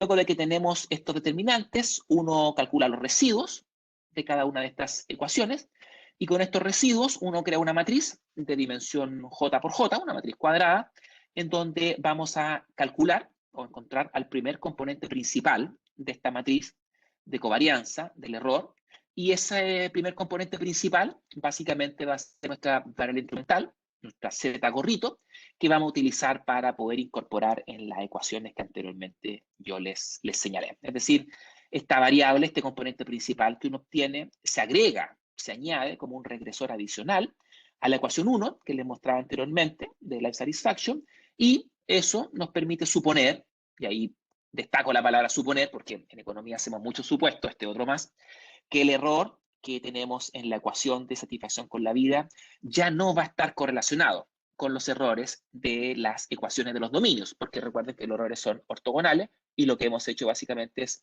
encontrar este componente que es transversal a estos errores a través del componente principal de esta matriz de covarianza, ¿sí? Entonces, es una solución estadística, pero con alta intuición económica que nos permite, diría yo, estimar con cierto grado de tranquilidad este modelo, digamos. Tenemos varios dominios en esta encuesta. Lo que hacemos nosotros básicamente es modelar los dominios de forma homogénea usando los mismos regresores, salvo para el dominio de satisfacción laboral, en donde hay una literatura bastante extensa respecto de cuáles podrían ser los regresores que podrían afectar la satisfacción laboral de las personas. Aquí una amplia literatura en donde se ha escrito muchísimo. Satisfacción laboral es un gran tema dentro de esta literatura de Happiness Economics. Así que hay mucha literatura, mucha evidencia empírica, principalmente, por cierto, para países desarrollados. Pero lo estándar es modelar la satisfacción laboral con salarios, ¿verdad? En logaritmos siempre, horas trabajadas, condiciones laborales, amenidades, categoría ocupacional, etc. Uno ahí puede colocar todas las características que están siendo medidas en la encuesta y que explicarían en principio la satisfacción laboral de los trabajadores. Entonces los dominios los explicamos con los regresores estándar, pero el dominio satisfacción laboral le damos una vuelta de tuerca adicional para poder incorporar estos otros regresores adicionales. Y una variable muy importante, de hecho, que tiene que ver con esta literatura específicamente de satisfacción laboral, es precisamente cómo afecta el salario de los pares en nuestra satisfacción con el trabajo. Y ahí nos remitimos a Ferrer y Carbonell 2005, en donde ellos proponen, en esencia, construir un grupo de referencia mediante una lógica de un grupo de referencia exógeno, y nosotros determinamos contra quiénes la gente se compara para decir si es que la gente va a estar más feliz o no, digamos, en función de cuánto ganan sus pares, ¿sí? Básicamente, lo que decimos es que el salario o la satisfacción con la vida del trabajo de una persona no depende solo de tu salario, sino que también depende del salario que ganan tus referentes, tus pares. ¿Sí? Entonces uno podría pensar, digamos, en primera instancia, que mientras más ganen mis pares, yo voy a estar más triste porque me siento menos valorado, y mientras más yo gane respecto de los pares, de mis pares, voy a estar más contento, más satisfecho porque estoy siendo valorado por sobre ellos, con los que me comparo. La verdad es que el efecto en principio no es claro. Los salarios de los pares pueden afectarnos positiva o negativamente a nosotros, dependiendo de cuál efecto predomine. Hay dos efectos que aquí juegan un rol: el efecto comparación y el efecto información. Brevemente, para no aburrirlo, el efecto comparación tiene que ver con el efecto envidia, ¿sí? O sea, yo gano menos que mi par, yo me siento deprimido. Y el efecto información tiene que ver con lo siguiente: a ver, si mi par, la persona con la cual me comparo, gana más que yo, eso significa que probablemente a mí en el futuro me va a ir mejor, porque mi par, que es alguien estadísticamente parecido a mí, está ganando más dinero que yo ahora. Así que me da información respecto de cómo va a ser mi prospecto laboral en el futuro. Entonces me pone contento que mi par gane, porque de alguna forma me está diciendo: esto es lo que se viene para ti, vas a ganar más en el futuro. ¿Qué pasa en Chile? En general, en Chile pasa que el efecto comparación gana al efecto par, y por lo tanto lo que encontramos es que el salario de los pares afecta negativamente el salario de los individuos. ¿Qué encontramos? Bueno, encontramos lo siguiente. Encontramos que la satisfacción en los ámbitos del dinero, la privacidad en el entorno donde vivo, a eso se refiere, la satisfacción del ocio, de la vida familiar, la salud y el trabajo, todos estos afectan de manera positiva y estadísticamente significativa sobre la satisfacción con la vida de las personas, de los trabajadores chilenos. También encontramos que Z, esta variable, se recuerdan ustedes, que mide los rasgos de personalidad, es estadísticamente significativa en el modelo. Así es que incorporarla es buena idea, porque si no lo hiciéramos, estaríamos cayendo en un problema de endogeneidad y nuestros coeficientes serían sesgados e inconsistentes. Pero algo más interesante que encontramos es que intentamos rankear qué dominio era más importante o más significativo, ¿no? No todos los dominios pesan igual, o no tenemos por qué asumir aquello. Hay gente que a lo mejor el ocio es más importante, o la vida familiar, depende de tus preferencias, sin duda. Lo que nosotros encontramos acá es que la vida familiar, el ocio y la salud se valoran más que el dinero, el trabajo y la privacidad. Y esto es sin duda un resultado interesante, ya que uno muchas veces pudiera apostar con que es el trabajo y el dinero lo que mueven los drivers principales de la satisfacción con la vida, pero en realidad no. Son aspectos relacionados con la vida familiar y tu esparcimiento y tu salud, sin duda. Y estos resultados, los que encontramos para Chile, no son realmente una novedad en el contexto internacional, sino que van en línea con lo que ya se sabía en la literatura previa. Muy bien. ¿Qué hacemos también en este artículo? Que, como les dije, está publicado en CEPAL Review en el número de agosto del año pasado. Bueno, evaluamos heterogeneidad. Vemos heterogeneidad por género, edad, nivel educativo, quintil de ingresos del hogar, para ver si es que había algo que pudiéramos también investigar ahí. Pueden haber diferencias, ¿verdad? Y lo que encontramos es que básicamente los dominios que son importantes para casi todos los grupos que analizamos son los mismos: ocio, vida familiar, se suma trabajo y también salud. ¿Sí? Hay algo que es transversal a todos los grupos que analizamos. Y, de nuevo, los dominios con mayor efecto sobre la satisfacción, que es la vida familiar, ocio, salud y trabajo, y en todos los grupos en los que evaluamos esta heterogeneidad, vimos que era muy importante controlar por Z, era una variable, Z gorrito, una variable que era siempre significativa. Entonces, no incluirla sería un error. Y este es un gran tema para la literatura de bienestar subjetivo, el rol de los no observables. Vuelvo a insistir en ello. Vale la pena el esfuerzo, digamos, metodológico por hacerse cargo de eso. Bien, no sé cómo voy con el tiempo, no tengo ningún reloj aquí a mano, así que voy a entrar ahora al segundo trabajo que quería compartir con ustedes, que es un paper que le tengo especial cariño porque fue uno de mis papers para la tesis doctoral que escribí junto a mi advisor, Tomás Rau, en donde lo que intentamos ver en el fondo es, bueno, ¿qué pasa? Y aquí ya pensando un poco en política pública, ¿qué pasa con el trabajo a tiempo parcial?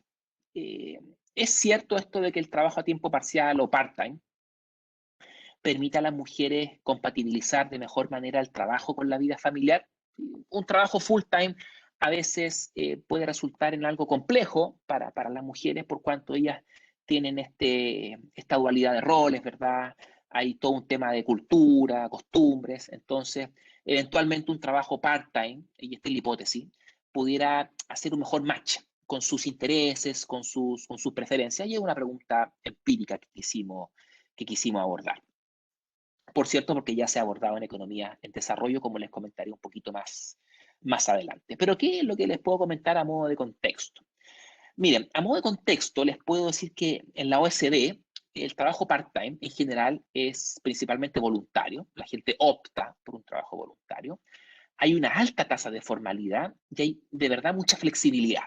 Es decir, el trabajo part-time en países desarrollados en general es un trabajo de buena calidad, es un buen empleo, es un buen empleo. Entonces, en principio te permite compatibilizar bien porque es un trabajo en buenas condiciones. Sin embargo, eso no se replica en países en desarrollo, como el de Chile, por ejemplo. Entonces, en general, tenemos muchas restricciones laborales, tenemos restricciones en la legislación, hay un typo ahí, les pido disculpas, que básicamente estarían afectando la decisión del número de horas, y algo que aborda muy bien López Wu en el año 2010, un artículo bastante interesante. Entonces, el trabajo part-time en los países en desarrollo no es un trabajo en general de buena calidad, y muchas veces no compatibiliza bien las preferencias de las personas que están optando por este. Pero ¿por qué en política pública es interesante empujar por un trabajo part-time?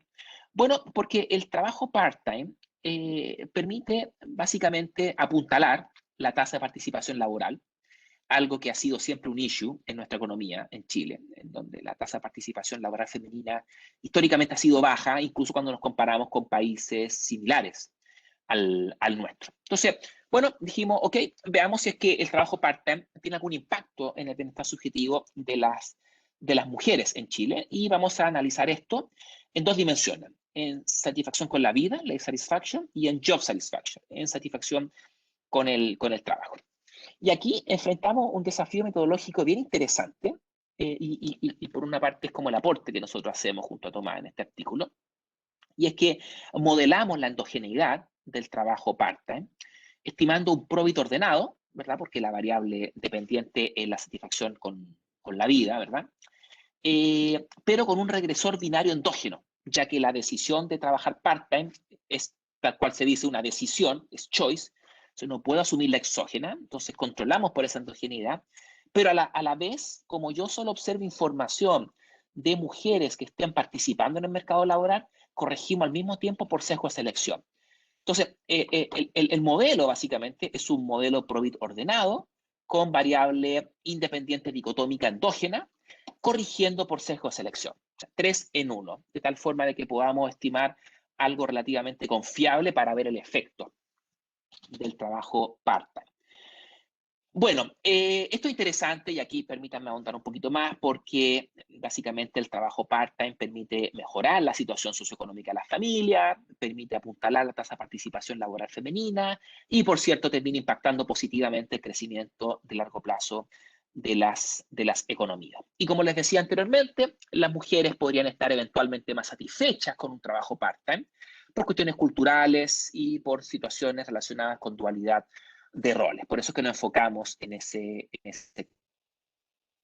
Algunas estadísticas para compartir con ustedes. Esto es una foto de la CACEN 2009, en donde ustedes pueden ver cómo se compara el trabajo part-time con el trabajo full-time.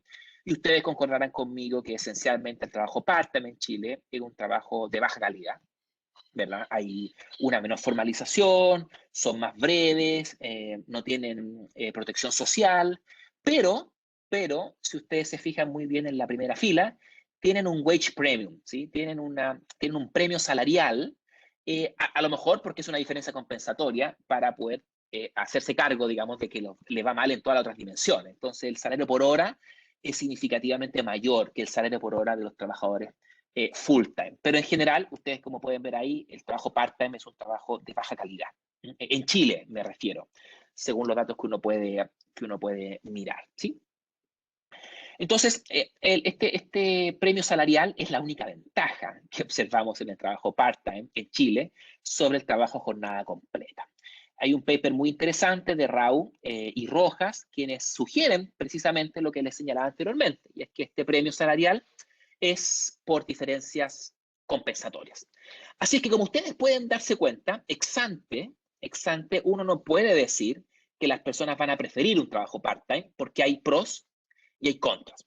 Entonces la pregunta es interesante, digamos, ver qué pasa, digamos, si es que alguien opta por este trabajo.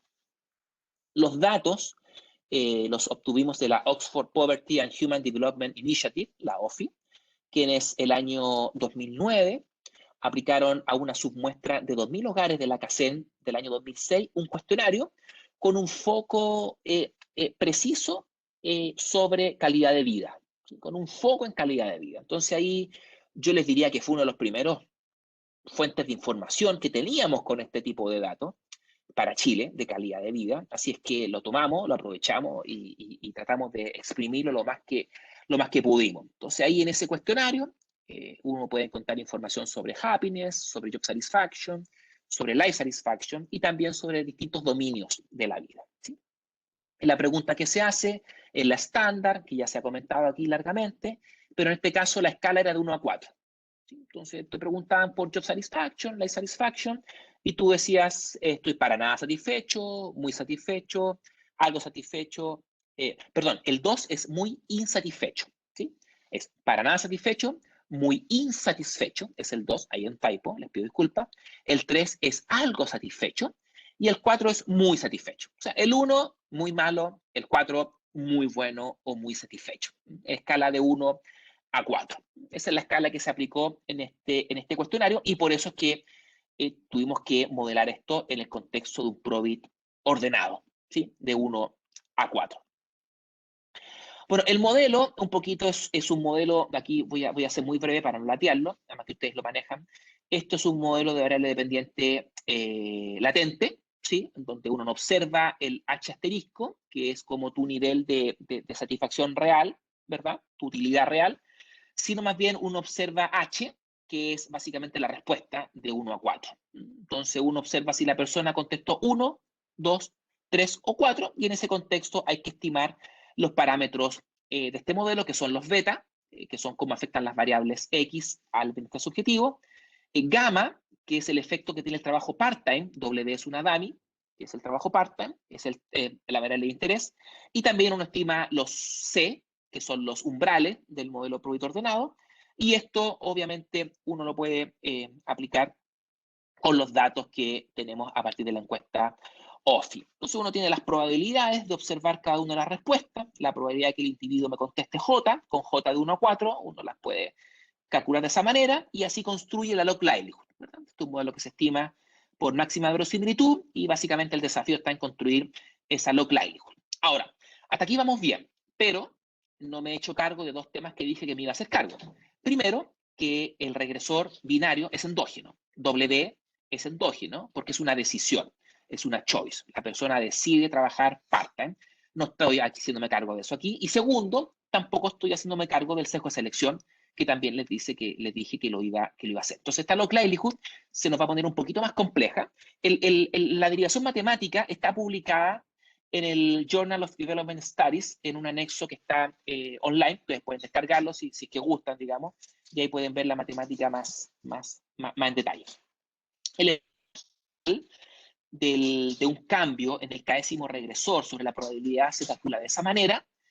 Por lo tanto, ustedes pueden ver que básicamente el beta, el signo de beta, determina el efecto que tiene sobre la probabilidad de marcar nada satisfecho y de marcar muy satisfecho, pero las probabilidades que están entre medio, 2 y 3, son indeterminadas. Por lo tanto, hay que estimarlo, porque su signo es ambiguo. Pero si el beta es positivo, entonces el efecto parcial para el muy insatisfecho es negativo, y para el efecto parcial sobre muy satisfecho es positivo. Entonces, como les decía anteriormente, tenemos un problema, ya que W, este trabajo part-time, podría estar correlacionado con el término error del modelo. Así es que estimamos un PROBIT ordenado con una variable explicativa binaria endógena. El modelo lo identificamos desde el punto de vista econométrico, es decir, podemos estimar los parámetros debido a que es no lineal y debido a los instrumentos excluidos en el modelo. Entonces, ahora sí, en esta pasada corregimos simultáneamente por sesgos de selección y por endogeneidad. Entonces, el modelo se nos expande un poquito. H asterisco es la utilidad no observada, ¿verdad? La satisfacción con la vida no observada. Ahí está W, cómo afecta esa utilidad. W asterisco es la variable latente detrás de la decisión de trabajar part-time, que depende de un vector Z, de factores que afectan esa decisión. Y P asterisco es básicamente la ecuación de participación, la que obviamente desarrolla Heckman en su famoso paper. Entonces tengo las tres ecuaciones para hacernos cargo de los problemas que habíamos mencionado. Bueno, aquí paso rápido. Básicamente aquí pueden ver el anexo que está publicado online, pero lo que hacemos es construir la log likelihood, primero encontrando las probabilidades de observar cada una de las alternativas, ¿verdad? Condicional a que el individuo trabaja part-time, condicional a observar a este individuo en el mercado laboral, que es el sesgo de selección. Lo hacemos para el trabajo part-time, W1, y lo hacemos para quienes no trabajan part-time, W igual 0, y con esas probabilidades vamos a construir la log likelihood, que es algo por el estilo. Y esta log likelihood uno la maximiza y entonces encuentra los parámetros, las estimaciones para los parámetros del modelo. ¿Y qué es lo que encontramos? Bueno, antes de comentarles qué encontramos, aquí les muestro cuáles son los regresores que usamos para cada una de las ecuaciones, pero son básicamente los regresores estándar, ¿no? Aquí básicamente seguimos la literatura, no hay nada distinto, digamos. Incorporamos lo que son el salario de los pares, el salario de referencia, el logaritmo del salario, lo que es estándar. Lo que sí me gustaría mencionar es que los instrumentos excluidos y que me permiten identificar este modelo es el ingreso no laboral, ser jefe de hogar, tener niños entre 0 y 4 años y estar casado. Esos son los instrumentos excluidos que, como ustedes bien saben, son muy importantes para identificar los parámetros del modelo. Entonces, ¿qué encontramos finalmente? Aquí, para no extenderme demasiado, nuestras estimaciones muestran un efecto negativo del trabajo part-time sobre la satisfacción con la vida y sobre la satisfacción con el trabajo para los hombres. Es decir, aquellos hombres que trabajan part-time están menos satisfechos con la vida y menos satisfechos con el trabajo. ¿Y esto a qué puede deberse? Bueno, a lo que comentábamos en un comienzo, a que son empleos de baja calidad y también son empleos informales, esencialmente. O sea, en Chile tú trabajas part-time, pero eso no garantiza que sea de verdad un trabajo part-time. Pero para las mujeres, y esto es interesante, este efecto se reversa. Es decir, las mujeres que trabajan part-time no experimentan un efecto negativo por trabajar part-time, ni el bienestar subjetivo medido por satisfacción con la vida, ni por satisfacción con el trabajo. Lo que sí, no hay efecto, es decir, no hay efecto significativo. Es decir, se reversa y se compensa completamente. Nosotros planteamos que básicamente esto se debe a que si bien el trabajo part-time tiene una amenidad para las mujeres, porque permite compatibilizar de mejor manera su dualidad de roles, el hecho de que sean de baja calidad neutraliza ese efecto y por lo tanto en términos netos el efecto sobre el bienestar subjetivo de las mujeres se anula. Es decir, las mujeres que trabajan a tiempo parcial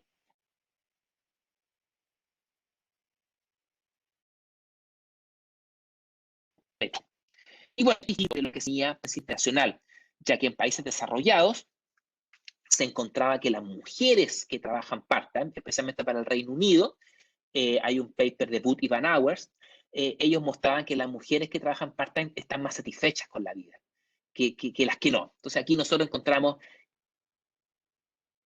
más, pero la aplicación va, o el mecanismo va por el lado de que son trabajos de mala calidad en Chile, no así los trabajos que part-time que tú puedes aspirar en países desarrollados como el Reino Unido. Eso, muchas gracias y quedo atento a cualquier pregunta, comentario y feedback. Gracias por su paciencia. Encantado. Muchas gracias, Rodrigo. Muy interesante tus dos trabajos. Da sin duda una evidencia, una demostración de que se puede hacer economía a nivel académico, alto académico, en este tópico, y que no es un tópico así tan outsider, tan extraño. Tenemos, en honor al tiempo, porque tenemos planificado terminar esto a las 12 horas de Santiago, Tenemos 15 minutos para preguntas y comentarios, estimados estudiantes. Así que queda abierta la palabra en caso de que alguno la quisiera tomar, o pueden también hacer sus comentarios por el chat.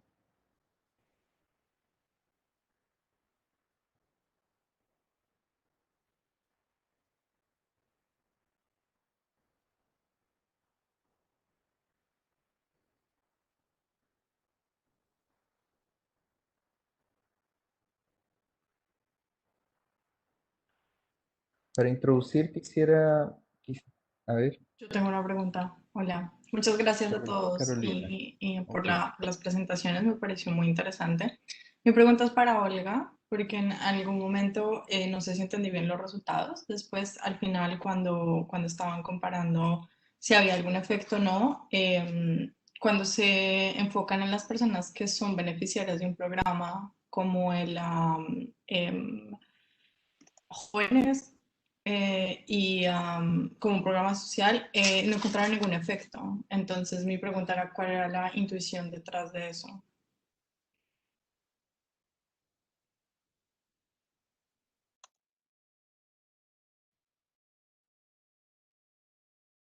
Estás en silencio, Olga.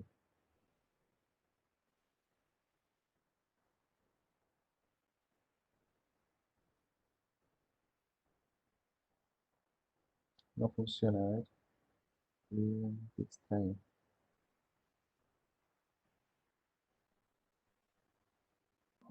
Ya, no encontraba el micrófono.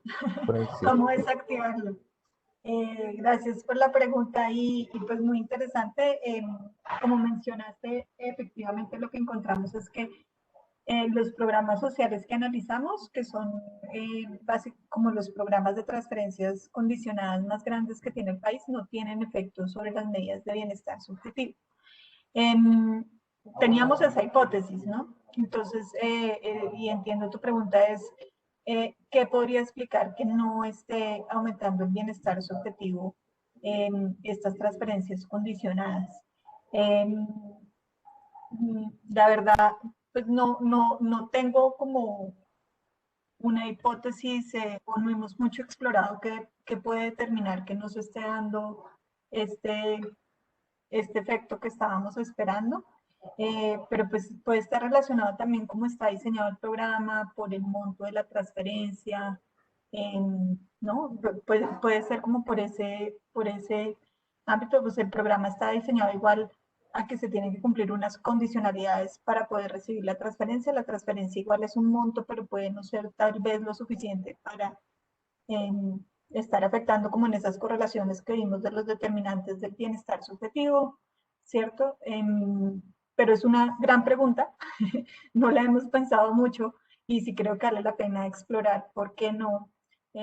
Creo que más bien quedamos es como un poco, pensábamos que sí íbamos a ver un efecto, entonces, pero creo que es una pregunta muy válida la que haces, Carolina, y no tengo la respuesta, vale, no tengo la respuesta, pero sí creo que tenemos esa labor de pensar un poco por qué nos están dando esos resultados y eso nos llevaría a explorar un poco los determinantes del bienestar subjetivo, ¿no?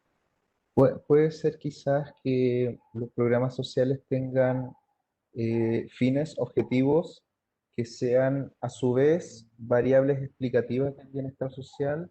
Por ejemplo, tengo entendido que la literatura ha encontrado que la escolaridad o la educación no es necesariamente directamente explicativa de la felicidad, pero sí que explica mucho el nivel de ingreso y a su vez el nivel de ingreso explica la felicidad.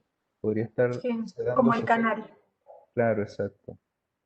Sí, de acuerdo, pero me parece súper interesante la pregunta de Carolina y creo que tenemos una labor ahí para hacerla y como dices tú, Felipe, nos puede ayudar a entender un poquito ese link o esa relación entre los determinantes.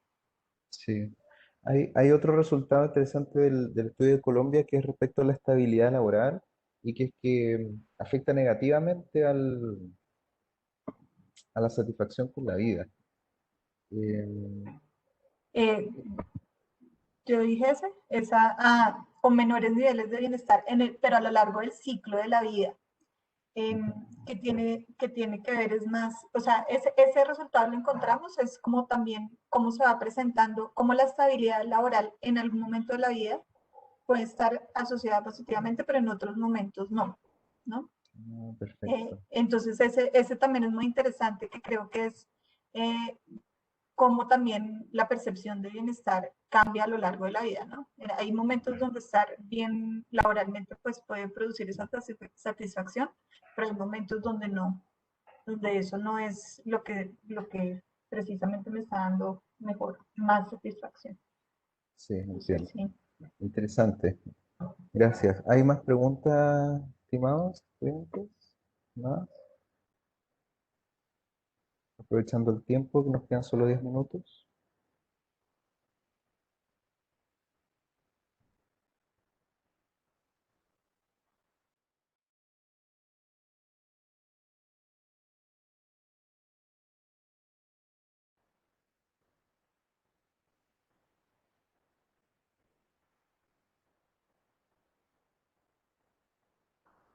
Hay una pregunta que me gustaría hacerte, Rodrigo, respecto al tema de los dominios y al tema del dinero, porque tú dices que los ingresos no son uno de los principales dominios, o sea, uno de los dominios más importantes para la satisfacción con la vida.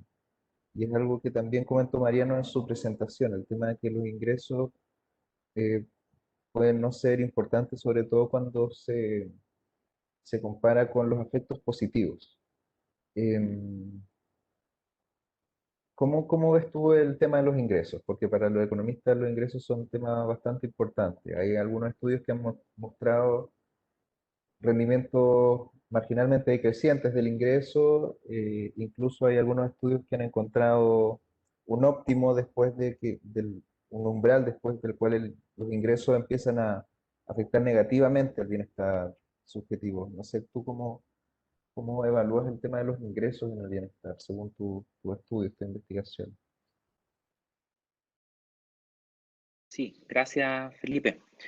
Mira, en realidad esa pregunta es muy interesante y yo te diría que un punto de partida para intentar entender la respuesta es un estudio muy interesante de Deaton y Kahneman del año 2010, que está en el PNAS, en donde ellos plantean esta pregunta para Estados Unidos y el resultado es bien sorprendente. Ellos muestran que personas que ganan $40,000 al año tienen el mismo nivel de happiness, digamos, que las que ganan al año.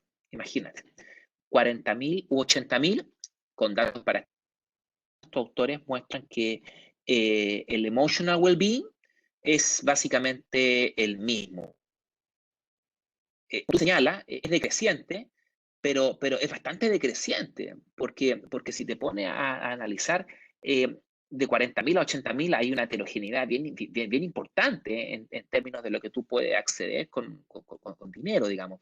Yo en Chile no he visto ese análisis para poder, digamos, decir con qué nivel de ingreso uno, por decirlo así, maximiza su felicidad. Alguna estimación en algún momento hice cuando estaba preparando este artículo para mi tesis doctoral del trabajo part-time, y me acuerdo de haber llegado a números, digamos, en torno a los 2 millones de pesos, no más que eso, digamos, como ya un punto en el que se estabiliza el bienestar subjetivo. Entonces, por eso es tan importante lo que hemos conversado esta mañana, porque te permite pensar out of the box, o sea, fuera de la caja, saliendo un poco de la lógica de los ingresos, ya que si bien son importantes, digamos, la verdad es que esta frase que todos conocemos de chiquititos, que el dinero no compra la felicidad, es verdad, digamos, el dinero no compra la felicidad.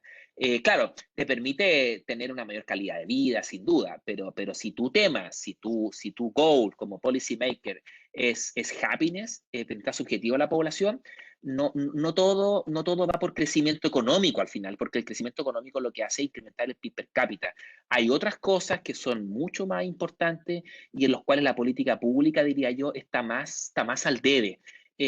Capital social, redes, vecindario, vida familiar, ocio. Hay otros temas que son súper importantes y que hoy día, de alguna forma, están siendo soslayados por un interés demasiado fuerte, creo yo, desmedido de pronto en lo que el crecimiento económico nos puede dar. El crecimiento económico es algo que es bueno, es positivo, pero no hay que pedirle más de lo que es capaz de darnos. Y de pronto el estallido social que se origina en nuestro país también es una luz de advertencia. Este es un país que había estado acostumbrado a crecer. Es cierto, nos desaceleramos, pero esto generó una cifra económica en Chile impresionante. El crecimiento económico, el PIB per cápita, los 10 años de crecimiento que duplicaron el PIB. Uno diría, bueno, acá estábamos todos bien, digamos, pero no estábamos todos bien. Y recuerden también el movimiento de los indignados en España, que también un poco hace pensar en este tipo de situaciones, donde la economía va por una parte y la felicidad, el bienestar de las personas. Sí, interesante reflexión. Para los estudiantes que son de distintos países, 2 millones de pesos chilenos son aproximadamente 3.200 dólares, algo así, ¿no? Más o menos. Que sería como un umbral así a priori. Mariano, quizás tú podrías comentar algo sobre esto, porque mencionaste en tu presentación de que los latinoamericanos o América Latina es la región que presenta mayores niveles de bienestar afectivo en el mundo, a pesar de que no es la región que tiene los mayores ingresos en el mundo, que tiene América Latina una región de ingreso medio. Em, si quisiéramos redefinir el desarrollo y el progreso en términos de bienestar, que a mí me parecería correcto, entonces podríamos estar hablando de que América Latina es la región más desarrollada del mundo, algo así, eh, o la región donde el progreso ha sido mayor en el mundo. ¿Cómo ves este cambio conceptual, digamos, filosófico? Sí, yo creo que tal vez habría que plantearlo en términos de que hay lecciones desde América Latina para el mundo. O sea, estamos muy acostumbrados en América Latina a ir a aprender del resto del mundo y generalmente la batuta la han llevado los países anglosajones y nosotros aprendemos de ellos. Y dentro del montón de cosas que hemos aprendido después a construir los indicadores que vienen del mundo anglosajón, el PIB per cápita, el índice de desarrollo humano, y lo que nos damos cuenta cuando vamos a preguntarle a las personas sobre su satisfacción de vida es que no coincide esa satisfacción de vida con estos indicadores. Y entonces la duda surge, ¿qué será? ¿Que los latinoamericanos mienten sistemáticamente sobre su felicidad? ¿O es que hay algunas otras variables que el mundo anglosajón ha dejado por fuera y que son importantes para la vida cotidiana de las personas, ¿no? Yo rechazo la idea de que los latinoamericanos mienten sistemáticamente. No hay ninguna razón para que no sean los europeos o no sean los africanos. Es simplemente que ese dato de que los latinoamericanos reportan alta satisfacción no coincide con las teorías y los marcos mentales del mundo anglosajón. Y entonces la investigación es por qué es que los latinoamericanos son tan felices. Y ahí hablamos de una variable omitida o de un driver, un factor importante que ha quedado por fuera. Y es las relaciones familiares, las relaciones de familia extendida, esa calidez de las relaciones humanas en América Latina que no está en el mundo anglosajón, no está en el mundo europeo o en Estados Unidos, y que es muy importante y ha estado omitida de la literatura. La literatura enfatiza capital social, pero el capital social sigue siendo relaciones instrumentales para el proceso productivo. Fukuyama lo pone como relaciones útiles que reducen los costos de transporte. Esa es la visión de las relaciones humanas que tiene la literatura anglosajona, es de relaciones humanas instrumentales para ser productivos y aumentar el PIB.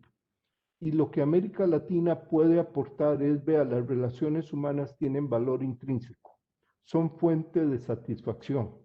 Por eso yo hablaba de relaciones de gozo, de redes de gozo, y no solo de redes de apoyo, que es como ven a veces a la familia. La familia no es una red de apoyo, es una red de gozo compartido en la vida. Y eso lo muestra Latinoamérica cuando hacemos estudios de la calidez relacional, sale perfectamente. No lo muestra la literatura anglosajona, porque no es algo que los anglosajones no están acostumbrados a crecer con primos, con familia, los hijos se van a los 18 años. Entonces creo que es algo que América Latina puede aportar al mundo acerca de cuál es la noción de progreso más humana, más cercana a una vida con la que estemos satisfechos. Yo creo que por ahí va la cosa. El ingreso tiene una función y nada más nota al margen, siempre se advierte cuidar los resultados que uno obtiene con corte transversal a serie de tiempo. Las series de tiempo dan un resultado distinto, que es lo que se conoce como la paradoja de Easterling. Pero bueno, el ingreso tiene una función y puede ser importante, pero el tema familiar, relacional, relaciones en el trabajo, relaciones en el vecindario, ha quedado al margen porque la literatura de capital social pone el énfasis en relaciones instrumentales. Entonces, creo que América Latina puede ir al contexto mundial a enseñar, no solo a aprender. Muy interesante, muchas gracias Mariano. Estoy plenamente de acuerdo. En honor al tiempo, vamos terminando este seminario. Le agradezco muy enfáticamente a Olga Lucía, Rodrigo, Mariano por su tiempo.